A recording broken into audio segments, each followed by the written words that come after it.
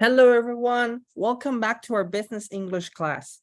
In this session, we will talk about something that you might already challenge yourself, or maybe you're seeking to find a good position at a good organization.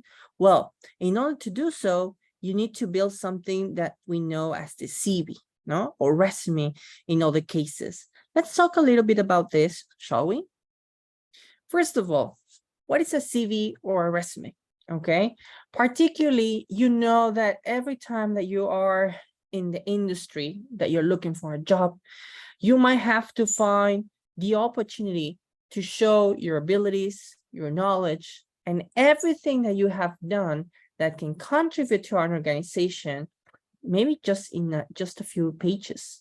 Okay, so that's gonna be challenging, isn't it?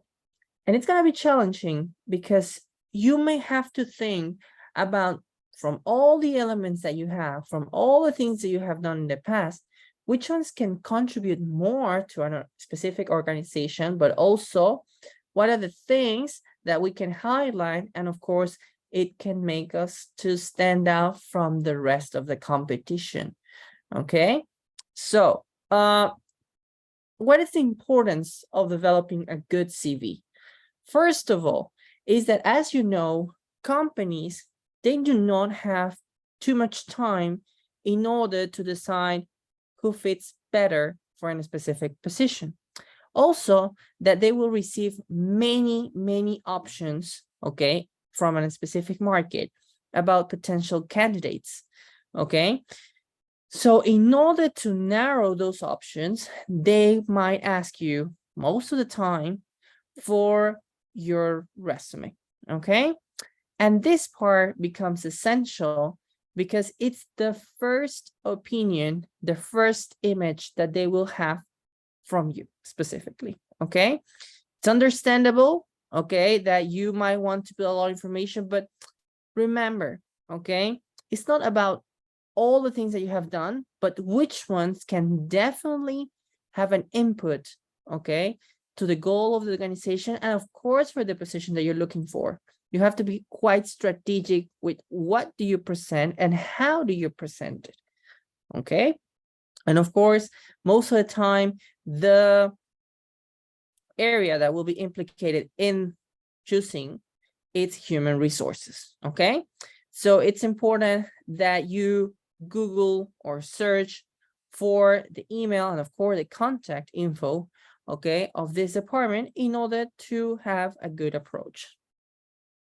Next, we have to differentiate that there are many types of resumes, okay, of ways of presenting your information.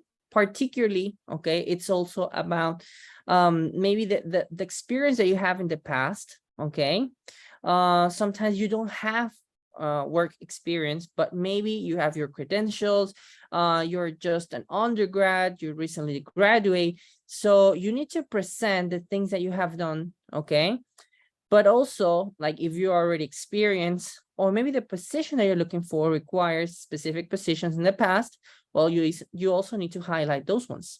They're mainly chronological because it relates to the whole experience and all the things that you have done.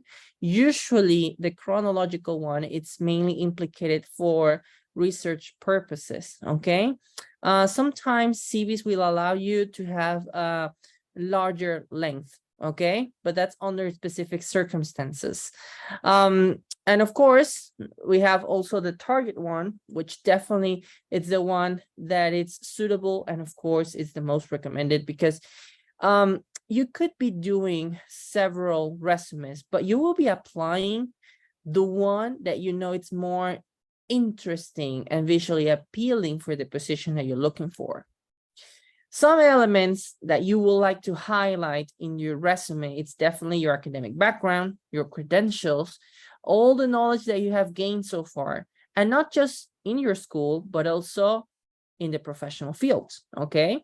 Try to highlight what are the actions that you did there, okay? And of course, what was the role that you had there? Of course, if everything goes well, you might have an interview, but at least you present briefly your professional experience. Of course, did you have any recognition? That's great if you had one, okay? But don't worry, if you don't have it, you can just not put that part.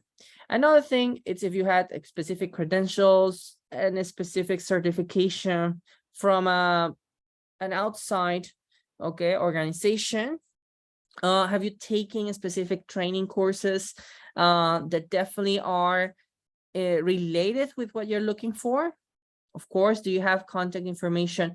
Not just you, but also, is there anyone, of course, in the professional field or academic field that can give an approach about your qualities, abilities, and of course, your skills?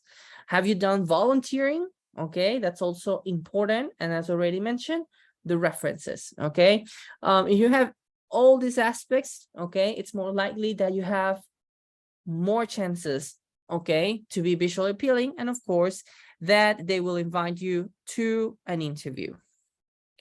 There are some controversy about this part of the photos, okay, of putting your photograph.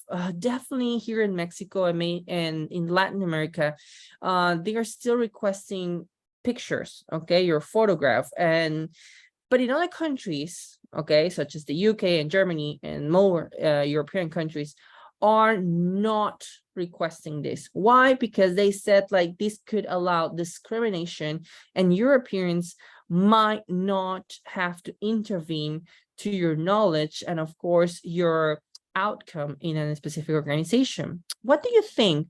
It would be good to open a debate here, okay? But in general, that's the reality. I might have to tell you that depending on the culture and of course the position that you're applying, and of course, if they are asking you to do this, well, you might have to do it, okay? But as you know, it shouldn't affect your progress. Another thing is that if you have additional documents, well, definitely have them already prepared, okay? Because sometimes they might ask you for, if you said that you have certain credentials, can you prove that? If you work in specific projects, can you do that also, okay? What happens is that sometimes you may not have evidence as it knows, but you can also request for a letter from a superior of a specific organization in which you say you apply something, and they can write you a letter as a matter of evidence. Again, the thing here is like to have everything clear if they require for evidence. What happens if you don't have enough information for your CV? As I already mentioned, it's understandable that sometimes, well, as everyone started, we might say, oh, what information I'm going to provide in my CV, okay? Just make sure that you highlight, okay, maybe extracurricular activities that you have done in the past. What are your main interests? Not only in hobbies and all those things, but also in your professional, okay, aspect. And definitely if you have a specific knowledge or you can prove leadership or maybe soft skills in those specific aspects. Another thing, it's actually careful about the following aspects. As I mentioned, the photograph, it's essential, okay? It's always required, or at least in certain positions. The length of the CV, sometimes they might even tell you no longer than 1-2 pages, okay? You need to be specific to the position that you're looking for. Try not to put that you have a many knowledge in almost everything, but they really don't want to know specifically for the position that you're looking for. The format tries to present it as friendly, but of course formal and well-informed.